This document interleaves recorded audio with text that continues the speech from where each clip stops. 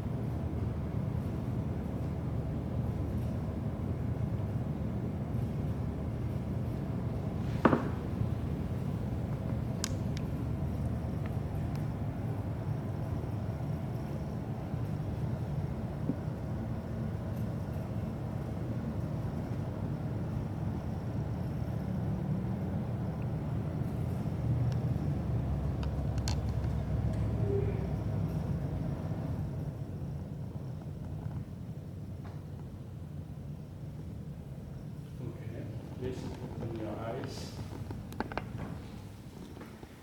This is how I do my walking meditation and sitting meditation, included standing meditation. So after walking, then you can sit for a while. It will be really easy to calm down because after concentrating walking, then suddenly the body is not moving. Then you will feel a lot of, the mindfulness can observe to this very body and in this moment. So that is how I usually will do 2 over time in the posture. So after standing, then you sit. So sit will be very good feeling. Because of after standing, all you already really deep focus and energy to this commitment, then suddenly you release. From there you feel the calmness, you will feel the ease of the body. From the ease of the body and not too excited, then the mind can easily to watch it himself. What is the goal? The goal is let the mind in that moment know 5 skandha. Means all the 5 skandha is not there. It becomes really focused in the nature. So the nature of the life is when the body is not moving, you know you're breathing. That is a nature. Your mind can meditatively concentrate to something and see his pattern. Once you see your own breathing, I think this life will be enlightened. Only breathing we have, nothing else is better than the breathing. If the breathing can disappear in your mind, where is your mind going? This is a big question to the life. Where is the mind intention or where is mind energy? If he cannot see his breathing, where is he going? So that is what I question to my life. 5 skandha is everything when the Buddha said that is the truth. But 5 skandha is not present in the mind. What does that mean? That is the direct experience. We need to touch it before the life ends.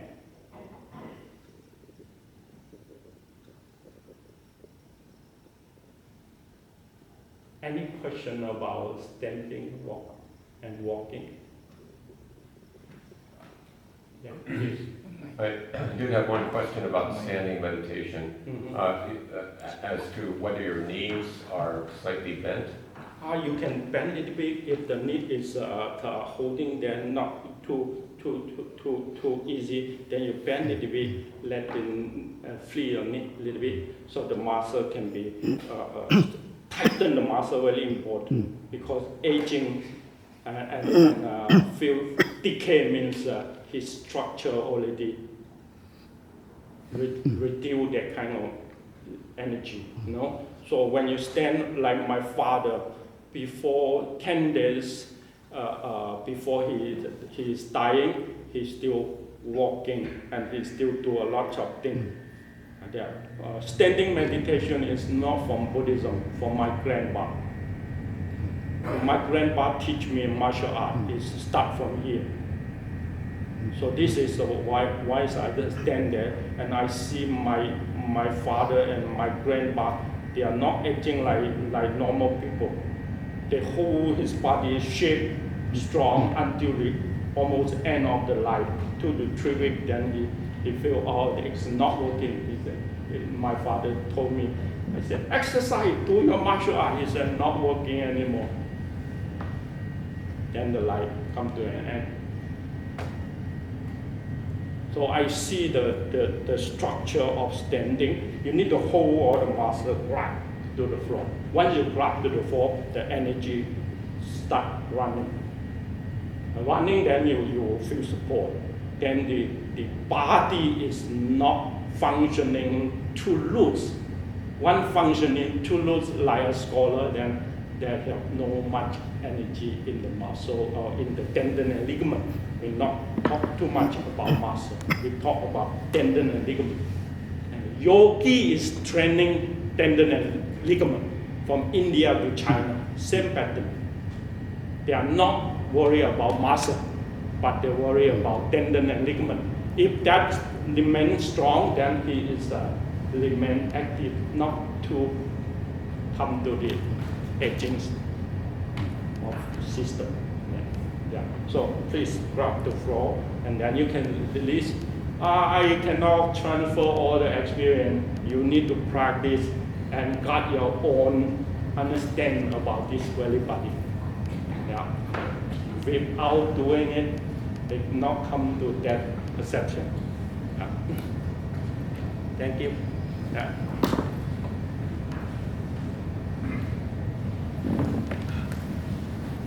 Sometime.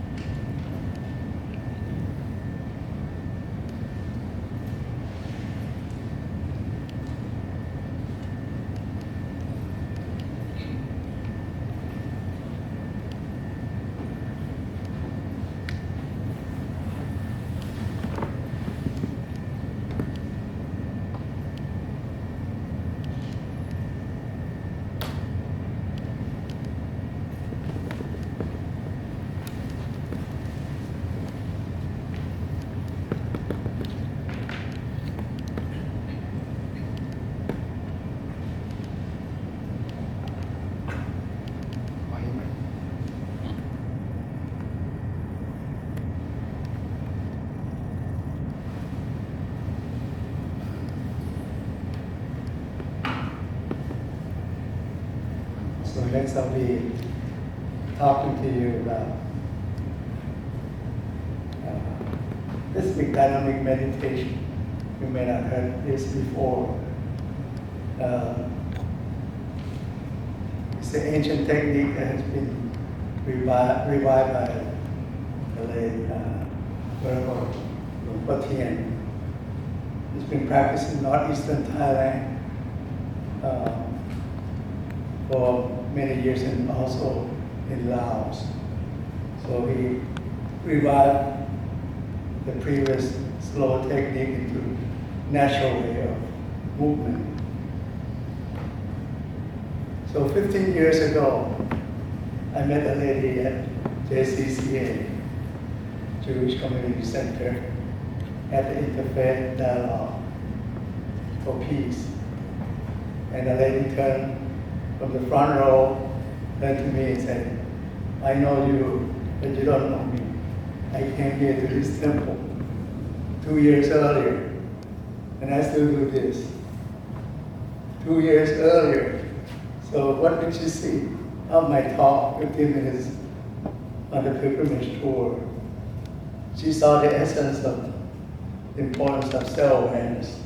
This is self-awareness, so anyone can try it. Self-awareness. Just settle your finger. Immediate fresh feeling in the present moment. No thoughts in there. So why so important? Because without it, you're unaware. When you're aware, unawareness disappears. Because of unawareness, that's why we trap. Like you heard of monkey mind. So you also heard of monkey trap. So the monkey, that's how they caught a monkey. Let them hold on to something, and they won't let go. So they got caught because they carry this trap everywhere. See? And we don't want little oranges too small. We want iPhone, we want a concept, craving a concepts that we cling to. And you said to the monkey, you fool, just let go and then you can come out. That's the good news. The bad news is that we all trap in the monkey's mind and the monkey's trap. Because we hear, that's why the Buddha stated, the 5 aggregates of clinging and suffering, that's the first noble truth. That's why we were born into this life. We are suffering from this busy mind, the monkey's mind, a created illusion. That's what is called, we suffer our own thoughts. That's why we need to practice to clear this mind of this monkey mind. So this self-awareness is so important. You heard of Satya Goenka, Satya Narayan Goenka. He's a famous, a great insight vipassana, insight master, passed away maybe 5 years ago, or 4 or 5 years ago, right around before COVID outbreak. And he said, this self-awareness or Tanphaichitr, basically is the Buddha's enlightenment. Okay. It's so important. It's the Buddha's enlightenment. It's the greatest discovery by the Buddha. And also, it's a gift to mankind from the Buddha. And my teacher, Gobi Kemananda, also stated, self-awareness or Tanphaichitr is the Buddha. He also stated it's a roadmap as well as a treasure.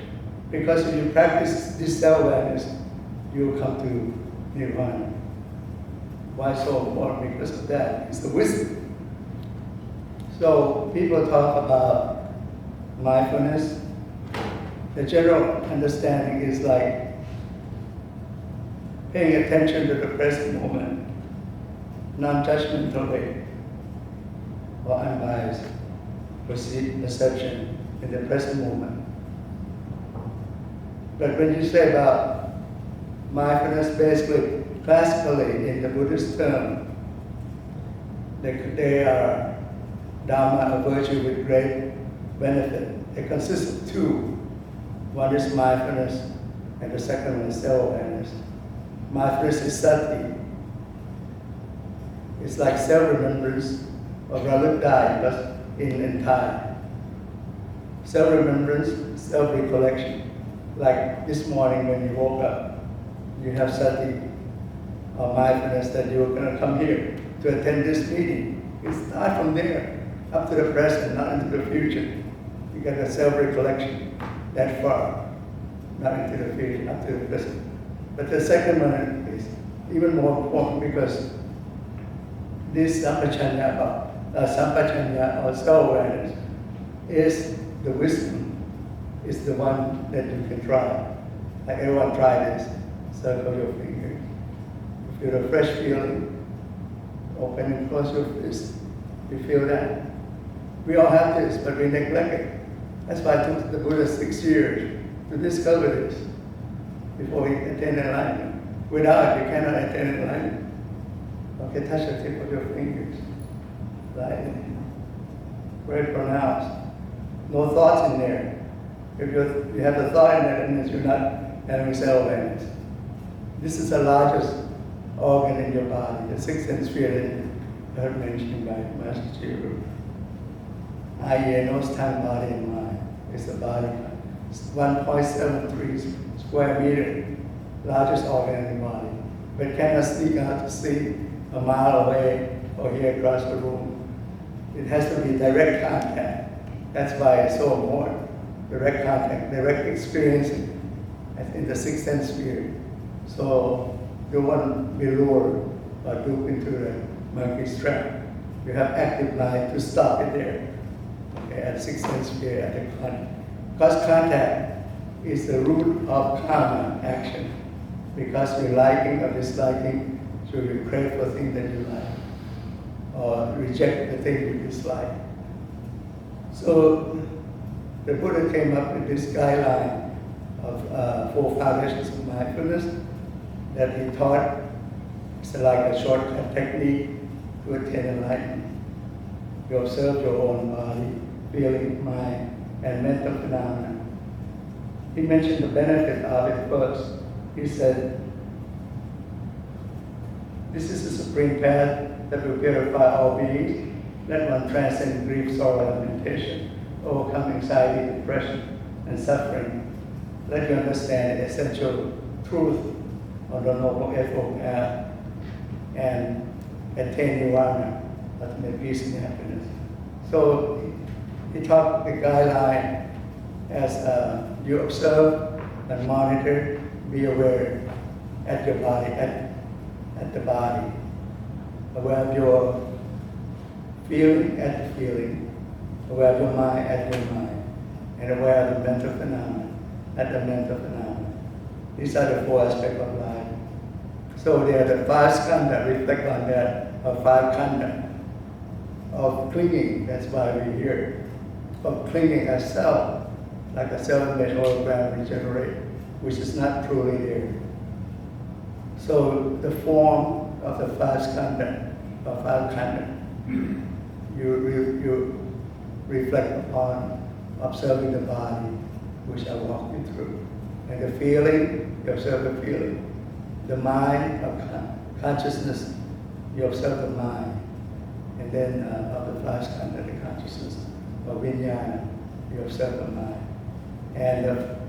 And sankhara is your mental activities, like your thoughts and liking, disliking. You observe the mental phenomena. So the 4 aspects of life that everyone dwells in. So where's the perception?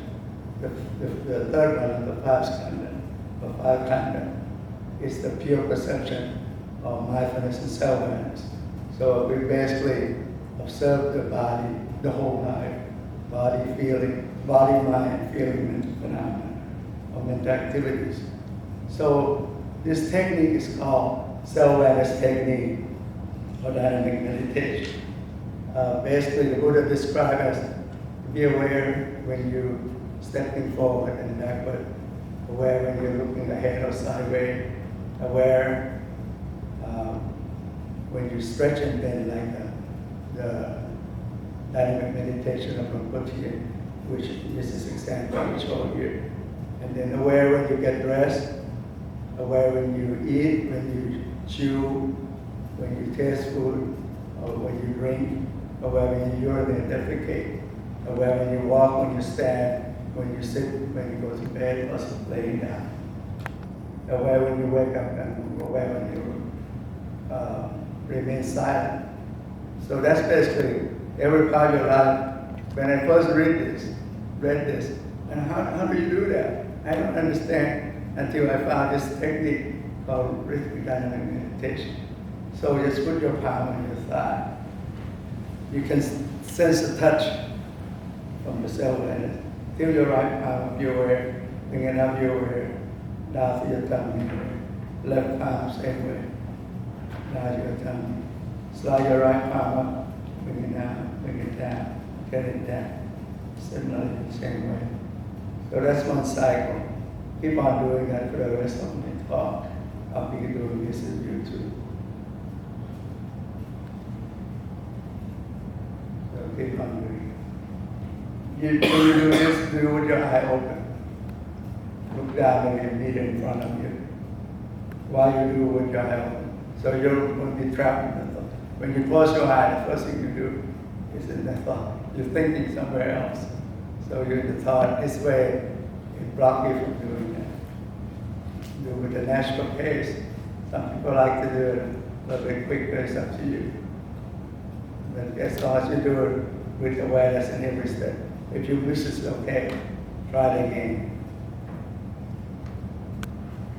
This is the stretching and bending in the Sampachanya or the method of doing self-awareness technique. It awakens yourself through the movement. When you do this, don't fixate your mind, your hand. Simply acknowledge the movement of your body. Don't need to know left or right, because that's conception. Just simply acknowledge the movement. You miss it, try again. There's no right or wrong. It's simply to try to change your mind at the bodily movement. You've been fooled by your thought all the time. So now is the time for you to change your mind to this movement. So that way you get mental strength. So mental strength is very important because it sees the phenomenon. Like you go to USA at the airport, you have to go to gate A or C, terminal A or C. That's like mindfulness that sees you there or retrieve you there so that the officer at TSA can investigate you. That's a self-awareness. They monitor you they monitor scan, through X-ray machine, see you're hiding anything yourself. So mindfulness has seized the phenomenon or retrieve phenomenon so that the self-awareness can investigate. This is a wisdom part of the whole thing. The wisdom can see is the thought, that's sneaky thoughts that fool you around. So that way you let it pass without indulging into the thoughts. So let the thought pass away. That sixth sense field that you come in contact. So the Buddha emphasized that you observe your body at your body with perseverance, righteous effort, with self-awareness and mindfulness. So observe with wisdom and have seized the phenomenon. So you see what it is. Thought is very swift. So this way you can catch the thoughts and see, let it pass without indulging into the thoughts when you come in contact with sixth sense sphere. So similarly, you observe your feeling and your feeling.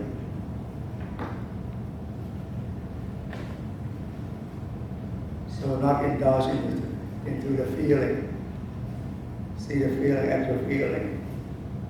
With perseverance, with mindfulness and self-awareness. To get rid of liking or disliking. Because liking and disliking is the thing that you kind of crave into things. Craving and concept. Similar for the mind. Observe the mind. Not go into liking or disliking. Just with this self-awareness and mindfulness. Similar with the phenomenon. Same way. Observe and be aware of it without indulging into liking or disliking.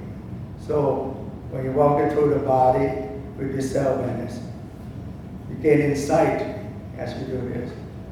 Insight of what? That you can be aware of yourself externally through this hand movement. Internally, you know that you're sitting, right?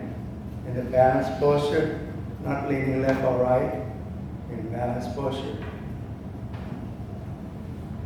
You're aware of your body, externally and internally, hand movement and your posture. You can see the changing in physical phenomena like when you move or stop, see the rising of physical phenomena and the ceasing of the physical phenomena. See the rising and ceasing of the physical phenomena. So your body is there. You can acknowledge, be mindful aware of your body. And you can see it's no person, no being, no self, not yours or mine, at this body. So you free yourself from craving and concepts, not clinging to your body or anything in this world. That's how you free yourself from suffering, through being aware of your body, at your body. As you do this hand movement, you observe your feeling, the fleeting nature of your feeling that you may feel externally as comfort or discomfort. If you move your hand for a while or sit for a while, you may feel some discomfort. So you move around a little bit to avoid that discomfort. You feel happiness and unhappiness that you can sense internally, mentally. You can see whether such feeling arise spontaneously in the mind self or depend on the five sense sphere of sight, sound, smell, taste, or touch. See the fleeting nature of feelings that arise and cease all the time. So feelings that you can observe, be mindful, aware of the feeling, and not clinging to anything in this world, while craving and concepts. Not clinging to feelings or anything in this world. That's how you free yourself from suffering, from be aware of your feeling and your feelings. And next we can observe the mind. See, what's the nature of your mind this moment? Is your mind full of desire or of desire? Is your mind filled with anger or of anger? Is your mind filled with delusion or of delusion? Is your mind manic or depressed in this moment? Is your mind steady or unsteady? Your mind reaches supreme better than the last moment or not? Is your mind liberated or not liberated? So you can see all sorts of nature of your mind. Observe the fleeting nature of your mind. And you can see that your mind is there. You can acknowledge and observe, be mindfully aware. It void you from craving and concepts. Because you see it's no person, no being, no self in there. The mind always roaming around, sneaking around, like monkey, as if it has a mind of its own. Doesn't follow your command, and so on. So when you see it thoroughly, you're not clinging to your mind by anything in this world. That's how you free yourself from suffering, through being aware of your mind, at your mind. And next you observe the phenomena that arise and sees. You can see your eye come in contact with the sight. Your ear hears sounds, like when they talk, you can hear sounds. When they stop, it's gone. Your nose, smell, tongue, taste, body with the physical contact, or with this hand movement, and the mind with the thoughts. How give rise to eye consciousness. When you see sight, like you look at me, you see the sight of me, eye consciousness arises and cease. You hear my voice, ear consciousness arises and cease. I stop talking, it's gone. You hear again, come back. So nasal consciousness, tongue consciousness, body consciousness, temporary arising and cease, and mind consciousness. That's the worst one. The sneaky thoughts. You need to catch it. Come and go. So phenomena is there that you can acknowledge, be mindful, aware, as it is. There's no person, no being, no self in it, not yours or mine. So by seeing that, it frees you from craving and concepts, not clinging to any phenomena, anything useful. That's how you free yourself from suffering, through being aware of mental phenomena and all mental phenomena. By doing this, you gain insight and see that everything is like I say, arising and ceasing all the time. It's impermanent, imperfect, and selfless in nature. It's called Trilakkhana, the three universal mark of existence. It governs everything in the universe, except Nirvana. It's beyond the universe. So everything follows this that you see, supernova, nova, how the weather change. It's all cause and effect, changing nature. And you sometimes you have no control. You can do control some nature a little bit, fire in Hawaii, and so on, a lot of death and so on. So this I think that about 3 universal marks. When you see it clearly, your mind becomes disenchanted. You gain more wisdom, disenchanted, detached, or discern, and liberate oneself. That's how you gain wisdom through this practice, through self-awareness, or sampachanya, or in Thai called Vikitamapusura. So self-awareness is so important that people neglect, but it's a key to your life in this way, with the help of mindfulness that sees the phenomena so that self-awareness can investigate with your wisdom, not to be attached to things and so on, not to gain liking or disliking, maintain the equanimity, equanimous mind, the true nature of your mind, and free yourself from suffering in that way. Like I mentioned earlier, this method also includes walking, standing, sitting, or laying down, the 4 major postures. So when you do sitting, you do it like this. When you stand, you also do it like this. When you stand, you just do like this. Same way. In bed, suppose I'm laying in bed, I do the same way until I fall asleep mindfully, and you wake up mindfully the next morning. That's how you can do continuous practice 24/7, because it's practice based on movement and rhythm. So in our daily life, we always have rhythm and movement. Like when you take a breath, there's rhythm in and out.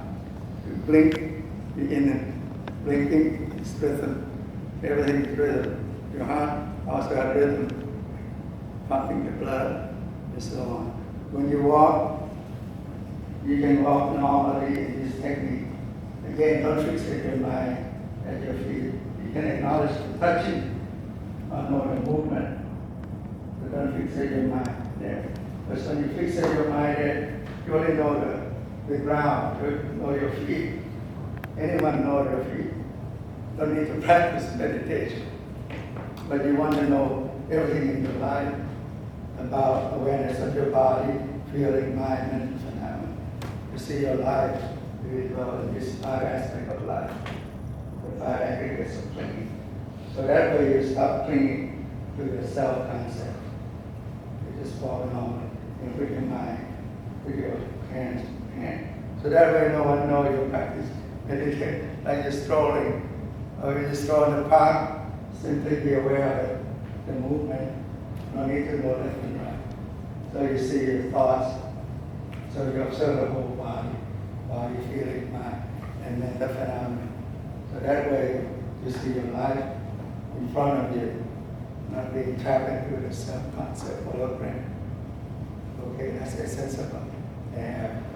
So you can practice this formally and informally. Informally, 24/7 is more important because you can practice when you wash dish, or cooking, or sweeping the floor. You're aware of it. There's, in the Buddha's time, there's many male and female monks attained enlightenment while they were sweeping the floor. Or many potters attained enlightenment because they touched the clay, the potter, sense of movement there. They attain enlightenment. They become the non-return, anakami, many of them. But the monks and nuns there become the arahant, many of them like that. Do this, observe this body movement, self-awareness technique.